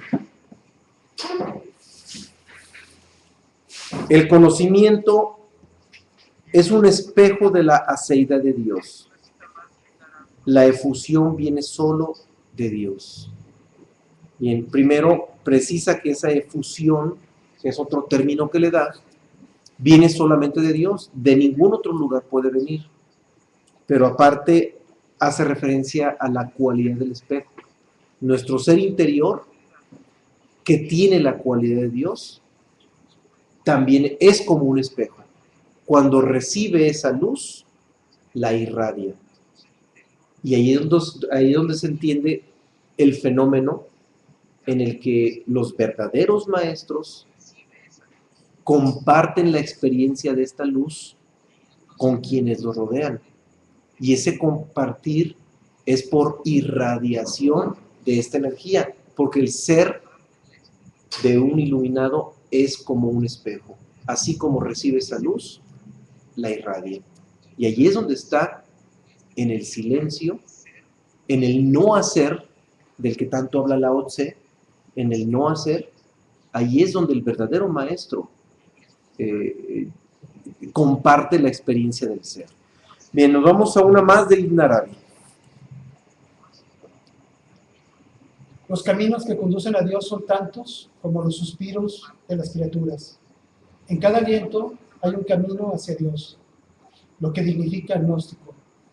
Y lo que tiene que hacer es tomar cada aliento de Dios y devolvérselo a Él. Algo que comentaba precisamente David. Así como lo recibimos, lo tenemos que devolver. Y el término de gnosticismo lo retoma Ibn Arabi, porque el término gnosticismo es universal, no es patrimonio de nadie. Si le pueden acercar el micrófono, más que nada para que escuchen quienes nos acompañan en la red.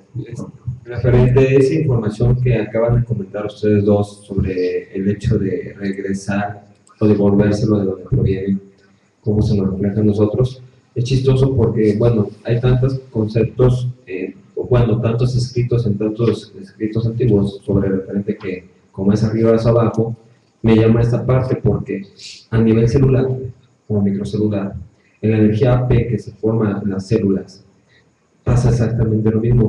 Hay un comportamiento aferente diferente. De donde proviene, llega y es regresado, no se queda con ellos.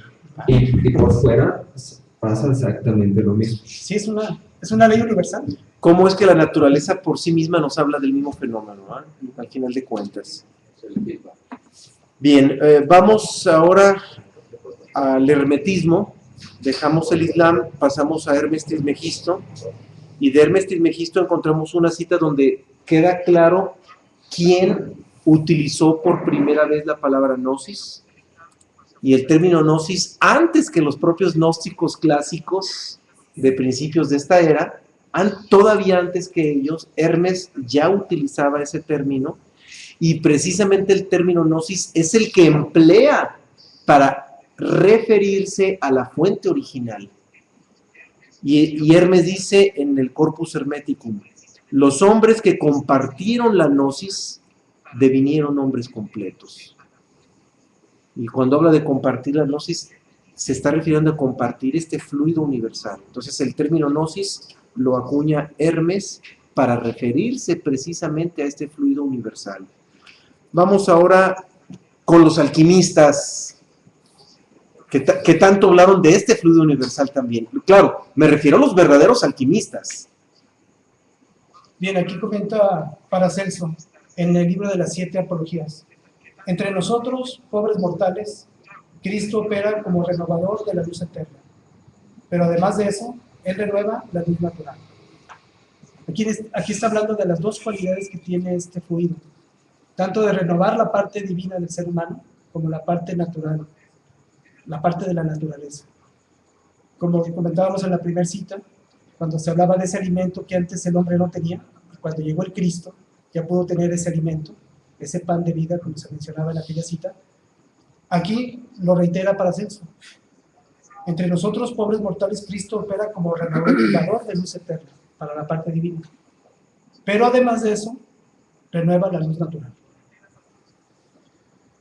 Bien, vamos a otro alquimista, Jacob Boehme, que escribió cosas exquisitas también tanto sobre alquimia como sobre esta fuente original, y nos dice: la sabiduría es la respiración del poder divino, un rayo y un soplo del omnipotente.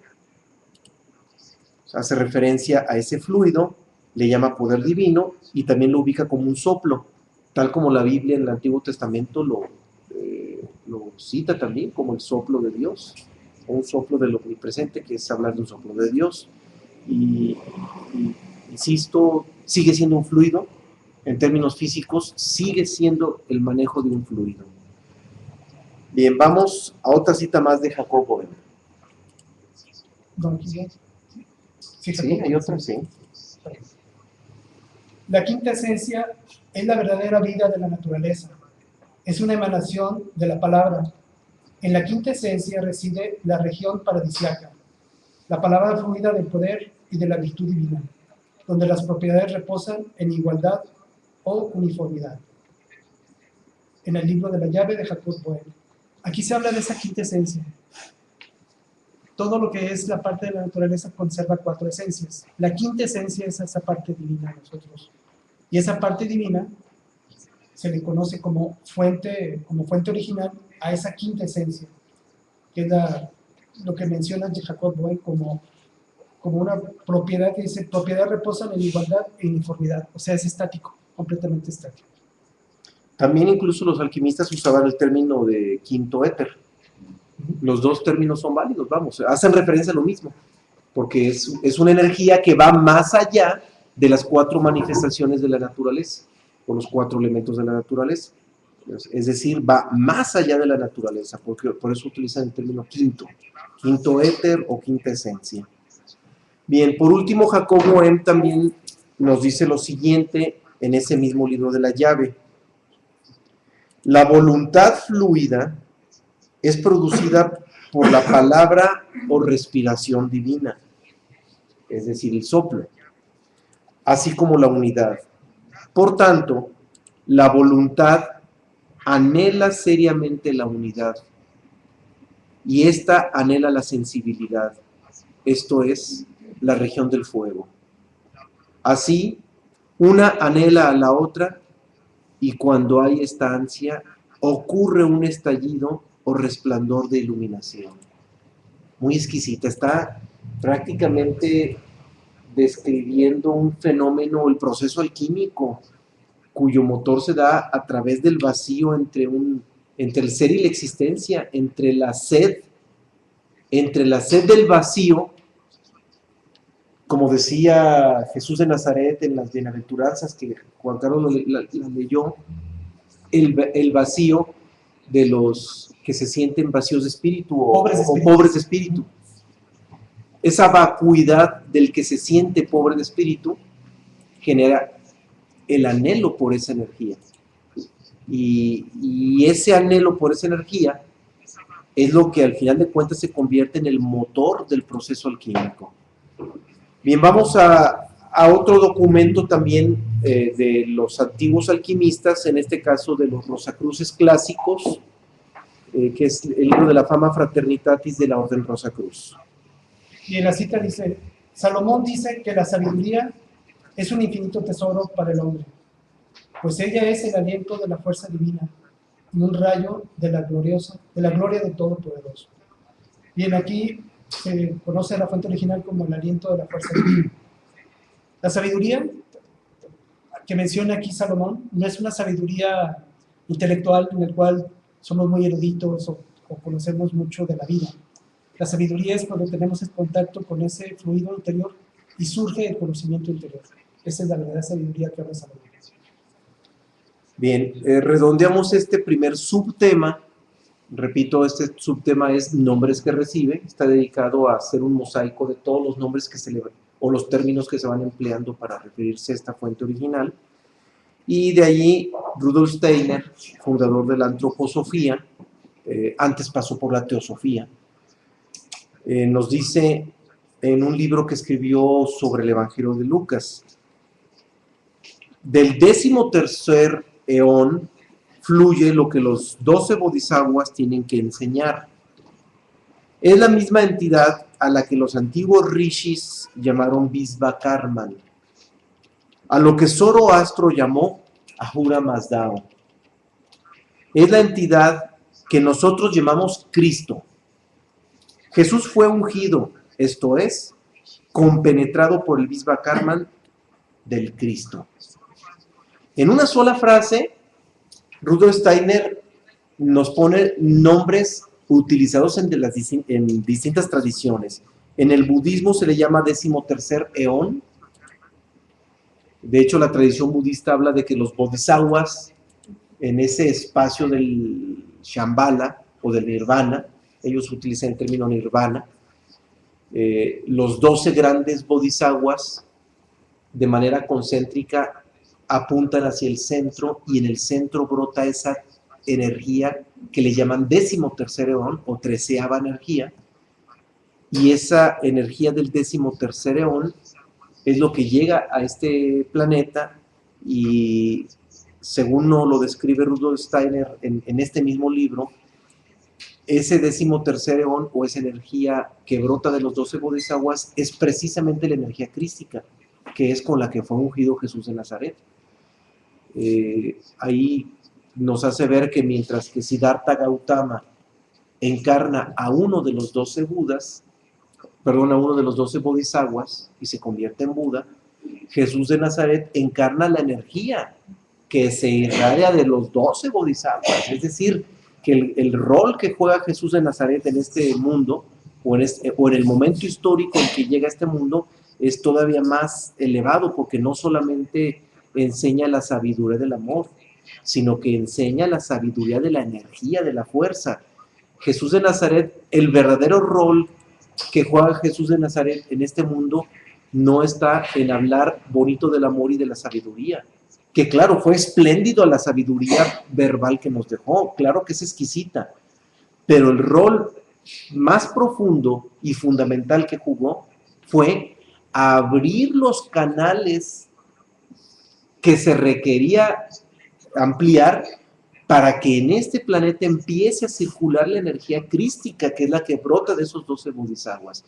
Es decir, que el papel fundamental de Jesús de Nazaret está donde las religiones menos hablan de él, de lo que menos hablan de él, que es un canal para que fluya toda esa energía y que nosotros tengamos la posibilidad de contacto con esa energía fundamental, con esa fuente original. Y en la tradición, Rudolf Steiner, volviendo a ello, en la tradición del hinduismo, en los Vedas, el término que se utiliza es el Visvakarman, y Zoroastro, que fue todavía más antiguo que los Vedas, Zoroastro le llamó Ahura Mazdao, y en esta nueva era se le llama energía crística. Bien, con esto redondeamos el primer subtema, que es sobre los nombres que reciba. Cada vez que escuchemos la palabra Cristo, no lo vinculemos con un hombre barbado que nos hablaba muy bonito, porque él no era Cristo, él era Jesús de Nazaret. Cristo es la energía que encarnó Jesús de Nazaret, y la energía que nosotros tenemos la posibilidad de recibir gracias a los canales que él abrió en este mundo a partir de ese momento histórico y de ese rol o de ese papel que le toca jugar, más allá de todo lo que se habla de Jesús de Nazaret. Bien, vamos a un segundo subtema, lo vamos a leer las citas de una manera más breve. El segundo subtema simplemente es para otras referencias, es decir, compilamos más citas que nos dan otras referencias adicionales hacia este mismo tema que es la fuente original. A ver, una pregunta más, el micrófono si lo Para puede... entender más claro esto de Jesús. A ver, sí. O sea, la fuente de que, o sea, que Jesús emana y nos queda, que viene siendo el Espíritu Santo, es de lo que estamos hablando. Pero esa fuente no emana de Jesús de Nazaret. No emana, o sea, Jesús se convierte en un canal para que Como fluya el esa canal. energía, como un canal. cuando él dice, Pero esa digamos, el energía- consolador, que es el Espíritu Santo, no, Es que Jesús de Nazaret lo dijo clarísimo, viene del Padre. Él jamás dijo, yo se las entrego porque es mi energía y es mi luz. Él jamás habló en términos egocéntricos de esa manera. Él dijo clarísimo, viene del Padre. el Espíritu Santo. El Espíritu Santo es esa energía, Es la energía. es esa misma energía. Y Jesús de Nazaret es simplemente un canal. Es un canal porque la energía viene del ser absoluto universal. Bien, repito, esas citas las vamos a leer un poquito más, de manera más breve, son otras referencias solamente para seguir degustando lo que nos hablan los libros universales de esa fuente original. Empezamos por el taoísmo. Si los príncipes y reyes pudieran guardar el Tao, todos los seres se acogerían espontáneamente a su hospedaje, y el cielo y la tierra se unirían para llover rocío. El pueblo, sin necesidad de decretos, se concertaría equitativamente por sí mismo. Lao Tse, Tao Te Ching. Aquí esta fuente original es el Tao, y el Tao es para todos. No es exclusividad de reyes ni de príncipes, es para toda la gente. Y si los humanos tuviéramos conciencia del Tao, que es esa fuente original, no necesitaremos instituciones ni civiles ni religiosas, de ninguna de las dos. El hombre tendría la conciencia para autorregularse sin necesidad de ningún tipo de institución, en ningún orden. No ocuparíamos ni leyes, ni siquiera leyes se necesitarían. Bien, vamos a la siguiente también de Lao Tse, que viene el Tao Te Ching, y dice, muy breve y muy sencilla, el gran Tao viste y nutre a los seres y no se adueña de ellos. Qué impresionante, ¿no? Las religiones que hacen todo lo contrario. Las religiones nos dicen que nos van a alimentar con esa energía a través de sus sacramentos y de sus rituales y se adueña de todos. Se apropia de todos los feligreses. ¿Y qué nos dice Lao Tse? Que esta energía, en la verdadera naturaleza de esa energía, recibimos el verdadero alimento y esa energía no se adueña de nadie. Seguimos siendo libres. Es decir, nos alimenta y nos conserva nuestra libertad absoluta. Bien, vamos a ver qué nos dice Confucio también en el lejano oriente, en la antigua China.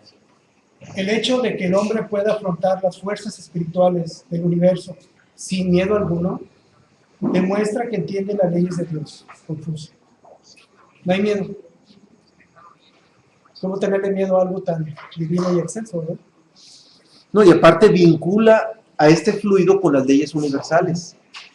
Es decir, las leyes universales están conectadas con el equilibrio perfecto de esta energía. Ya antes hablábamos que las leyes universales son el último hilo de la voluntad de Dios en una existencia ilusoria. Bien, pues la naturaleza que hay detrás de las leyes universales está en este fluido también. Vamos ahora al budismo, y Buda nos dice, la luz infinita es la fuente de la existencia espiritual del estado del Buda. Las obras de los brujos y los hacedores de milagros son meros fraudes. En esto lo vamos a abundar más cuando entremos al tema de la puerta falsa. La única verdad está en esta luz, todo lo demás es puro fraude. Todo lo que no sea esta luz es puro fraude o pura imitación. Bien, vamos al cristianismo con el Evangelio de la Verdad, empezando por los evangelios gnósticos de Nag Hammadi. La verdad es la boca del Padre y su lengua es el Espíritu Santo. El que se une a la verdad se une a la boca del Padre por su lengua, cuando llegue a recibir el Espíritu Santo.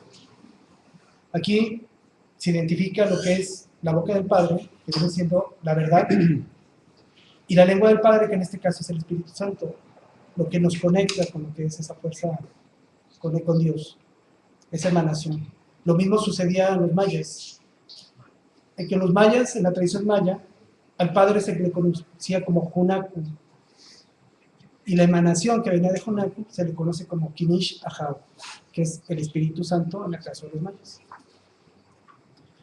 Vamos al Evangelio de Judas. Esta cita del Evangelio de Judas es un poquito larga, pero es exquisita, nos va a dar mucha luz, nos va a dar una claridad enorme acerca de todas las conceptualizaciones que tenemos sobre la verdad y sobre Dios. Son palabras de Jesús de Nazaret, pero repito, a través del Evangelio de Judas. Bien nos dice, quien me envió está aquí con ustedes. Él es la verdad. Yo les digo a ustedes, hermanos, que la verdad y la palabra son la misma cosa. Pero es más fácil conocer la palabra que conocer la verdad.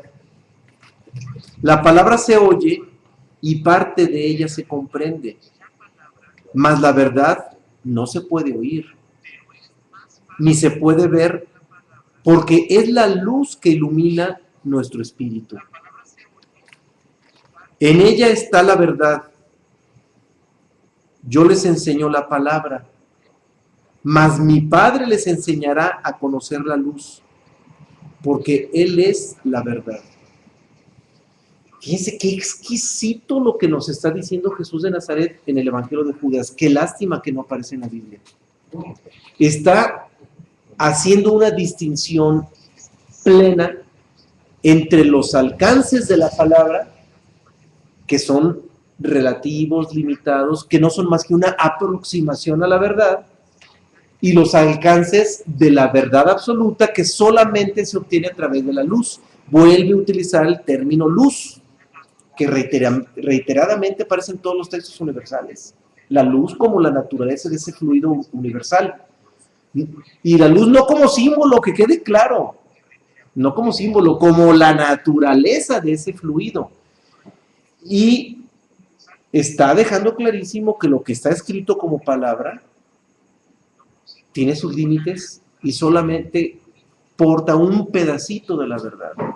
Lo deja clarísimo. Y esto pues le caería como baldazo de agua a toda aquella religión que de manera ortodoxa se basa en lo que está escrito en su libro fundamental, sea la Biblia, sea el Tao Te Ching, sea el Mahabharata, sea lo que sea. O sea, la palabra a través, o la verdad a través de la palabra es limitada.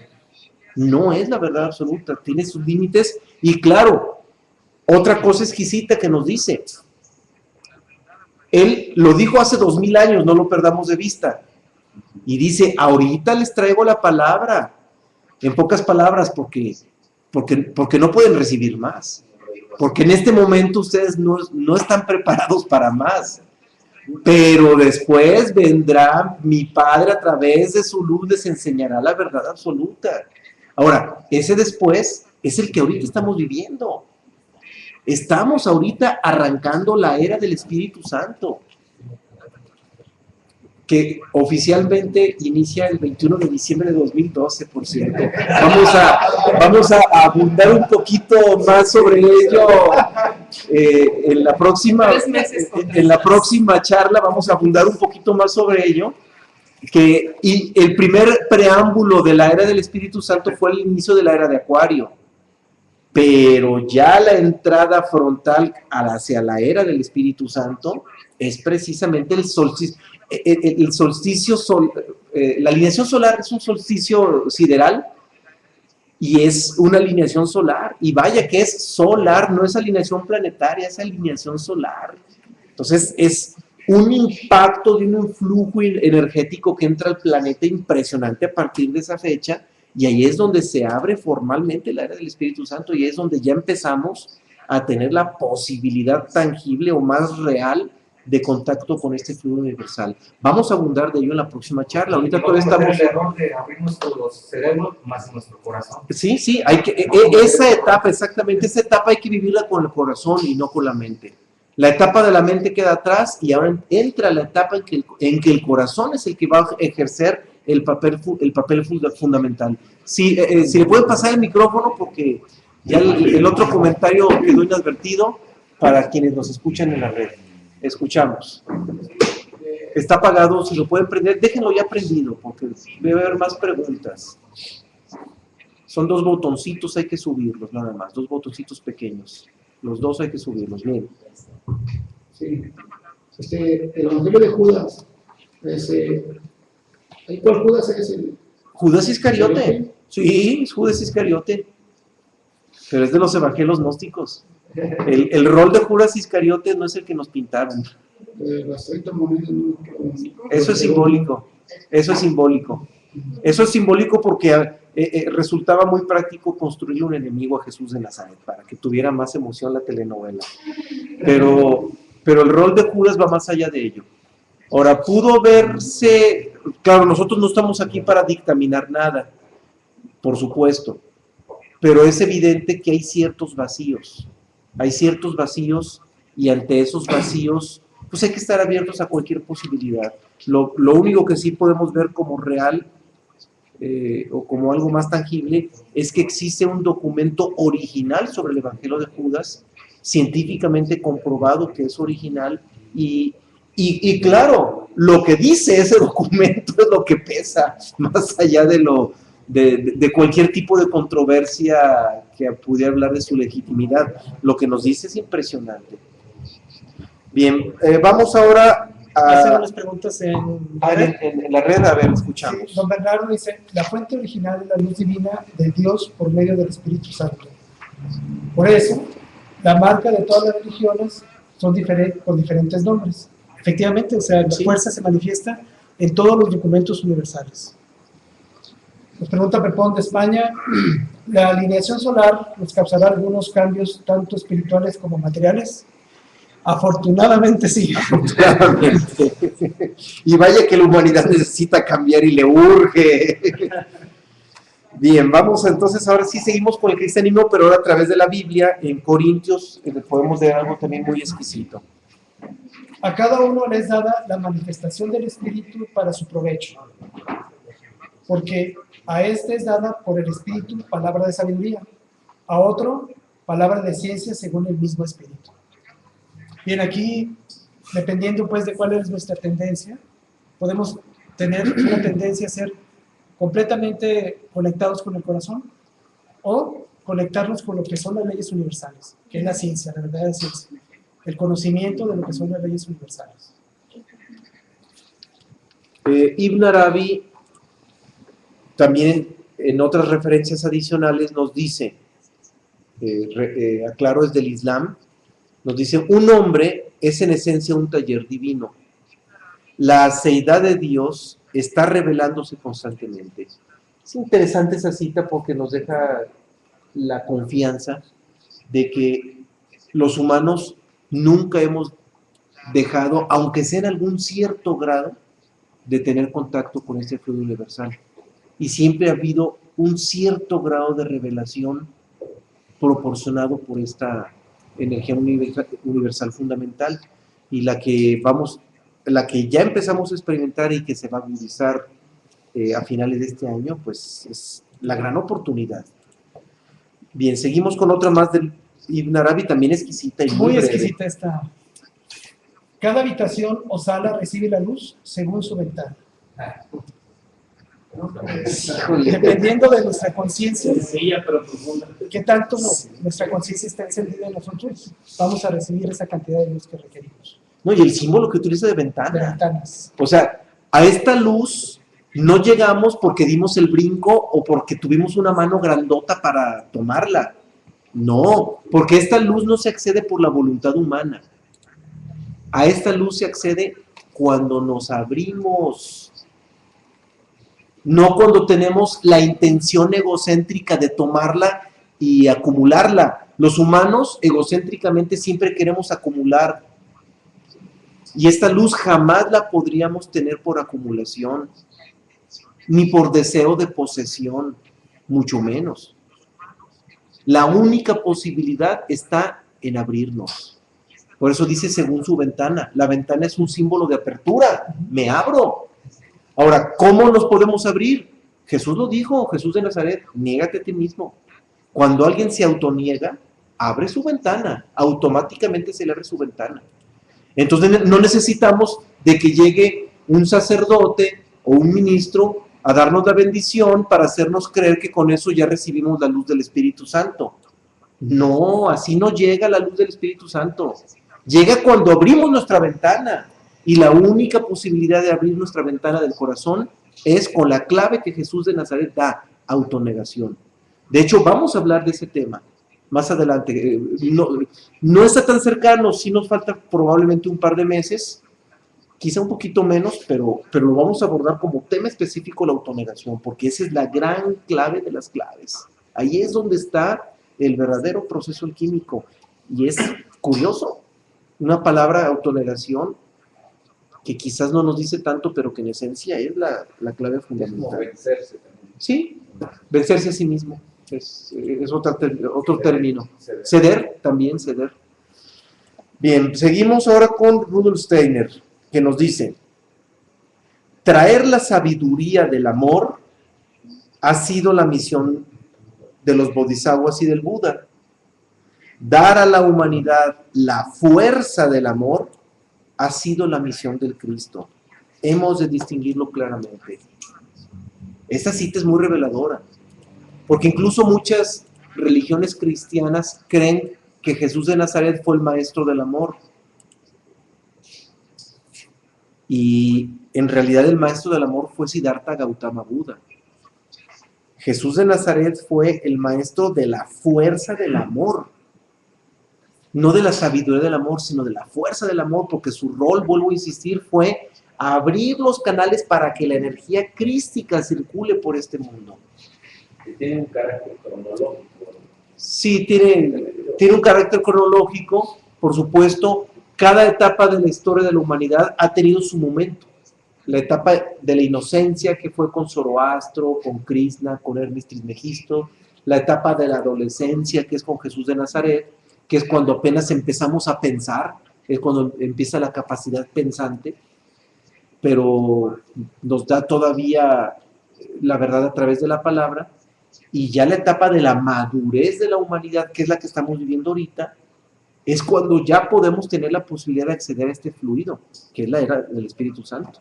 Y esta era del Espíritu Santo tenía que llegar cuando la humanidad tenga la madurez que se ocupa. Lamentablemente, como también todos los libros universales nos dicen, no toda la humanidad va a contar con esa madurez para acceder a este fluido. Ojalá y toda la humanidad tuviera esa madurez necesaria. No toda la humanidad va a comprender que la única posibilidad para abrir esa ventana es a través de la autonegación. Es difícil. Y lamentablemente en las religiones naturales muy poco se habla de la autonegación. Se habla muchísimo de la moral humana. Y de la superación personal. Y de la superación personal, de ser más buenos, ser más generosos, ser mejores hermanos y todo eso. Pero de la autonegación casi no se habla. Y ese acto es el que abre esa ventana para el fluido universal, la autonegación. Y es muy triste, pero es de lo que menos se habla en las religiones. Bien, cerramos con esta de Rudolf Steiner y vamos al último subtema.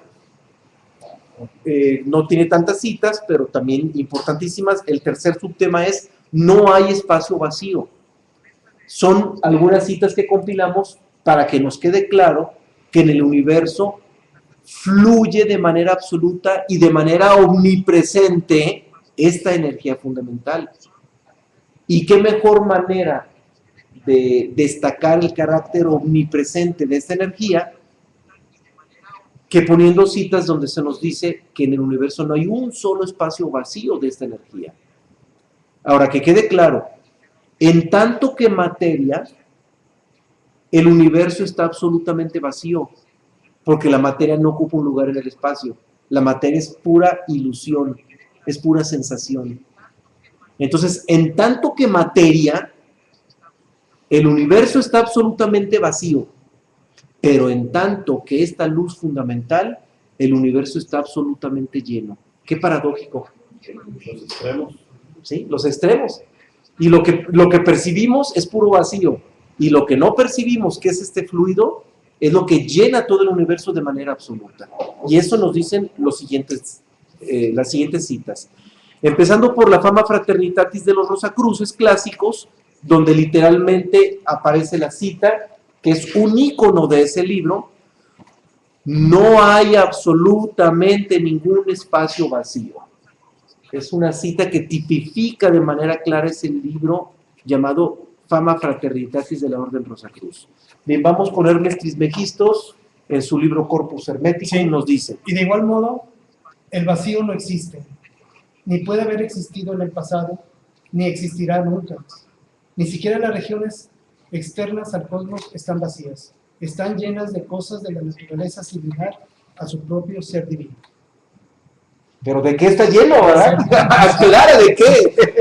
Interesante. O sea, aclara Hermes Trismegisto, no está aclarando que esté lleno de materia. Está lleno de cosas cuya naturaleza es similar al ser divino, es decir, con cualidad de la naturaleza de Dios. ¿Y qué es eso que llena el universo con la cualidad de Dios? Pues este fluido. Totalmente lleno. No existe ni un solo espacio vacío, y Hermes lo viene a ratificar. Vamos al cristianismo, y en el Evangelio de Tomás, también de los evangelios gnósticos de Nag Hammadi, leemos: Jesús dijo: yo soy la luz que está sobre todos ellos. El universo ha surgido de mí y ha llegado hasta mí. Partan un leño y allí estoy yo. Levanten una piedra y ahí me encontrarán. Es decir, hasta donde menos se imaginen, o de manera omnipresente. Y también vuelve a referirse a la luz, nuevamente. Seguimos con Krishnamurti. La mente que está por completo tranquila se encuentra totalmente llena de energía. Esa energía es anónima, no es suya ni mía. Esa energía, esa intensidad, esa vitalidad no se genera mediante una acumulación, sino a través de un profundo ejercicio de investigación sobre dónde se encuentra la energía, a través del profundo ejercicio de preguntarse de dónde viene esa energía. Aquí Krishnamurti es muy interesante lo que nos dice. Primero, que la energía es anónima, no es de nadie, no es ni suya ni mía. Después nos dice que esa energía solamente se tiene contacto a base de un profundo ejercicio de investigación sobre dónde se encuentra esa energía, a través del profundo ejercicio de preguntarte dónde viene esa energía. En primer lugar, y no la podemos acumular. También dice que no es algo que nosotros podamos acumular. Simple y sencillamente es algo que está, que tenemos que tener contacto y que tenemos que fluir a través de él. Perdón, pero... A ver, micrófono, por favor, micrófono para que nos escuchen en la red. Esa frase que acabas de comentar se me hace muy interesante, porque precisamente lo que platicaba hace rato a ustedes, cuántas sectas o doctrinas no se basan sobre la acumulación para poder llegar al contacto, cuando realmente pues, no es cierto. Aquí no lo dicen, es sobre la investigación para poder llegar a algo. Y pues, sí, efectivamente hay muchas que se basan a ese tipo de trabajo, de pensamiento, la acumulación. Sí. ¿No? Y cuando dicen que tienes que asistir a sus rituales todos los domingos, o todos los sábados, o todos los viernes, según sea la tradición, creen que la acumulación de esos rituales es acumular esa energía, y no es cierto. Y digo viernes, sábados o domingos, porque en Israel es muy divertido ver cómo hay 3 días festivos y se paraliza la ciudad. El viernes, porque para los musulmanes es sagrado y es el día de reposo. Y es el día que hacen sus rituales para acercarse a la luz de Alá. El sábado es el día en que hacen sus rituales los judíos. Y el sábado para los judíos es el día de reposo y es el día consagrado a Dios, donde todos sus rituales están consagrados para recibir esa energía. Y el domingo es el día de asueto para los cristianos, donde todos tienen que asistir a misa y tienen que comulgar para recibir la energía del Espíritu Santo a través de su ritual. Entonces, en el país de Israel, tienen 3 días, como conviven cristianos, judíos y musulmanes, entonces hay 3 días de parálisis. Tel Aviv se paraliza esos 3 días de la semana, viernes, sábados y domingos. ¿Y qué son esos 3 días? No son más que días de acumulación, donde las religiones pretenden que sus feligreses acumulen esa energía a través de sus rituales. O sea, volvemos a lo mismo. Y no es un fenómeno de acumulación. La energía está en todo el universo, accesible a nosotros, y nuestro ser solamente está esperando que nuestro corazón se abra para que esa energía entre. Bien, Ahorita que acabo a ver, de decir sí. eso, El micrófono, por favor, porque si no en la red no nos escucha. Una confusión ahí. Nosotros somos una fuente también en el corazón. Está dentro de nosotros. Ya lo comentamos. Sí. Pues al abrir nuestro corazón, el día 12 de diciembre se supone que nos va a llegar una energía. El 21 de diciembre. El 21 de diciembre nos va a llegar una energía No mayor lo confunda con el 12, por favor. que se supone que va a vencer a la mente del hombre. O sea, que esa energía va a ser la dominante hacia la fuerza del rollo dialéctico, o sea, de lo que hemos comentado. Claro. Del rollo Pero no de Einstein, todo lo que mire, todo lo que nos dice tiene justa razón. Nada más quité algo. No viene para vencer a la mente. O sea, la mente simplemente se va a reconocer a sí misma como la no realidad. Es todo. O sea, la mente, cuando descubra la verdadera luz, por primera vez va a decir, yo no soy la luz. Y esa es la autonegación. O sea, la autonegación está en la mente. El proceso de autonegación, que es el que abre la ventana del corazón, está en la mente. La mente es la que tiene que negarse a sí misma.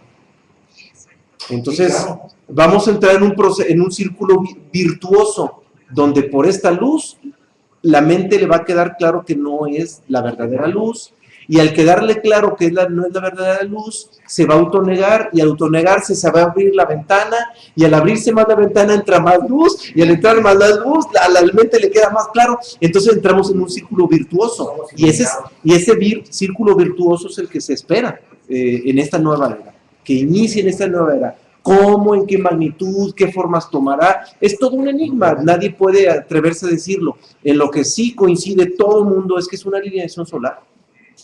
Y hablando de alineación solar, los soles emiten luz, tienen luz propia, y la única fuente de luz natural con la que contamos en este mundo es precisamente el sol. Y el sol no es el generador de la fuente original. El sol con el que contamos nosotros no es el generador de la fuente original, pero es un portador maravilloso de esa fuente original. Es una subestación. Es como una subestación de la fuente. electromagnética de esta fuente original.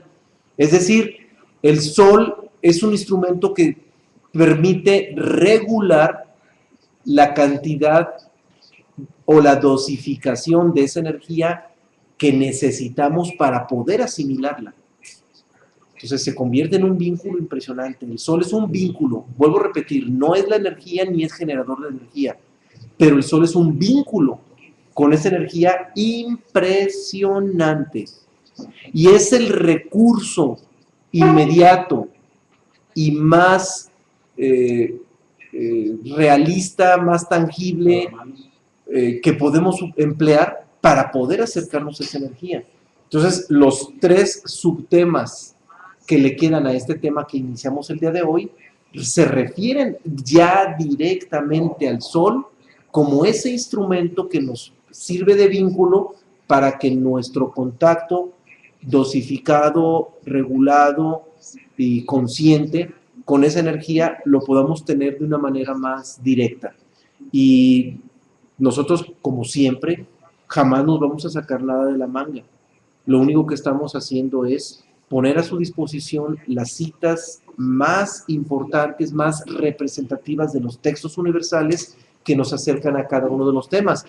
Y estos 3 subtemas que hacen referencia al sol como ese vínculo, no son la excepción. Esos subtemas están avalados por citas en la que todas las tradiciones, incluido el cristianismo, aunque nos suene curioso y aunque nos suene raro, aún en el cristianismo se hacen referencias exquisitas hacia el sol como portador de esta energía fundamental. Entonces vamos a abordarlo esto en la próxima charla y vamos a hablar ahora sí de manera más definida sobre un proceso muy concreto y muy específico que podemos vivir para la aproximación a esa fuente a través del sol. Repito, lo vamos a abundar en la próxima charla. Escuchamos, sí. Unas citas del Evangelio de Buda habla de los rituales, que no someterse al ritual ni a las autoridades, Claro. como los rituales que practican los chamanes o los gurús, que para separar la esencia de la personalidad por medio de sustancias alucinógenas, drogas ahí que Son puros artificios desviados de la realidad. Son todo lo que nos induce a esos supuestos estados de separación entre el ser y la personalidad. Son aproximaciones, pero a través de mecanismos de alteración biológica y de alteración química que nos pueden dar una probadita probablemente de un estado como este, pero esa probadita, por esa probadita, siempre se nos va a cobrar una factura muy elevada, mucho más cara que lo que nos pueda significar esa probadita. Entonces, es mucho más sano buscar un acercamiento, una experiencia del ser a través de la fuente original que a través de un mecanismo químico natural, a través de hierbas, hongos, drogas y tantas cosas que se han manejado. No vale la pena correr el riesgo. Claro, nosotros somos un espacio libre y nosotros jamás le vamos a decir a alguien lo que tiene que hacer o lo que no tiene que hacer. Pero sí es sano que entendamos que los riesgos son muy grandes y ante un riesgo tan grande, la conquista es mínima. Realmente no es más que una probadita de algo que, ¿para qué lo necesitamos si la fuente original nos puede ofrecer todo? No vale la pena. Bien, ¿algún comentario más? En la red, no sé si exista, si hayan puesto algo. Bueno, nos preguntan si va a haber desastres naturales el 21 de diciembre en el mundo. En realidad no, va a haber una transformación física y espiritual para las personas que deseen aprovechar este impulso que viene desde el centro de la galaxia. Las catástrofes naturales siempre va a haber, siempre van a estar en todo el tiempo. O sea, podemos relacionarlo, pero en realidad siempre va a existir una catástrofe natural. En realidad este fenómeno es un impulso espiritual y físico que vamos a tener. Y va más allá de las catástrofes. ¿Sí? No hay que detenernos en las catástrofes, hay que mejor apuntar a lo que nos está ofreciendo el universo a través de esta alineación solar, ¿verdad? Bien, aquí en Guadalajara, ¿algún comentario?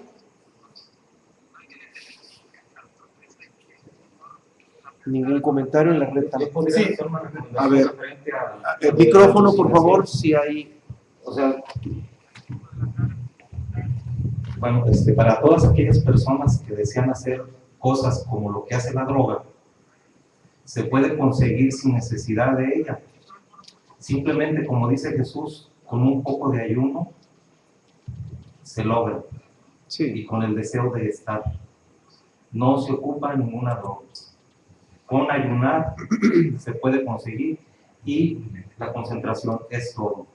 Y si al ayuno le agregas el contacto por este fluido universal, Obvio. entonces tenemos mucho más que eso. Un consejo para el que quiera, tener alguna sí. experiencia así, no se ocupa droga, se puede, como dice Jesús, en mi cuarto, a solas, se puede uno comunicar con Dios, sin velas, ahí no dice nada. Simplemente enciérrate en tu cuarto y me encontrarás a mí, ahí contigo y Claro. Sí, trataremos más ampliamente este tema en las próximas 2 semanas, que se llama La Puerta Falsa, donde abordaremos específicamente esta situación. Sí, porque la próxima semana, la próxima charla la vamos a dedicar a ubicar las bondades que el Sol nos ofrece como punto de contacto hacia esta fuente original o como punto de vinculación hacia esa fuente original cerramos lo que corresponde al Sol y entonces sí, las siguientes ya le dedicamos a la puerta falsa, a ver cómo los textos universales nos dicen por dónde no va. O sea, ahorita estamos viendo por dónde va y ya después vemos por dónde no va. Y vuelvo a insistir, todo siempre avalado con lo que nos dicen los propios textos universales, no lo que nosotros decimos, porque tal como iniciamos la charla de hoy, vuelvo a reiterarlo, nosotros como centro universalista no tenemos ningún punto de vista, ni vemos las cosas de una o de otra manera. Eso jamás lo vamos a decir y jamás va a ser nuestra posición. Por lo contrario, si se acercan a algún lugar donde digan, aquí nosotros pensamos de esta manera, automáticamente les tiene que quedar claro que es una secta. Cualquier lugar donde tienen una manera específica o particular de pensar o ver las cosas, es un sector de pensamiento, es una secta. Entonces, nosotros no tenemos y jamás nos vamos a jactar de tener un punto de vista, y vuelvo a insistir, nuestro punto de vista es el punto de vista de los libros universales, no es nuestro, es universal, y nuestro trabajo y lo que nosotros le hemos ofrecido a la humanidad no es más que un recurso didáctico con el que le dimos orden, un orden didáctico, valga la redundancia, para poder acercar a todas las corrientes y buscar esa posibilidad de articular lo que está escrito en los distintos libros universales para generar esa visión común a la que le llamamos visión universal. Entonces, pues con eso cerramos. Les agradecemos la confianza que nos siguen otorgando y los invitamos a que nos acerquemos la próxima semana en este mismo espacio para que hablemos ahora sí de este elemento más pragmático que es el acercamiento hacia el Sol y cómo es que nos podemos acercar de manera clara y consciente hacia la energía solar para poder tener estos hilitos de contacto con la fuente original. Muchas gracias y que descansen.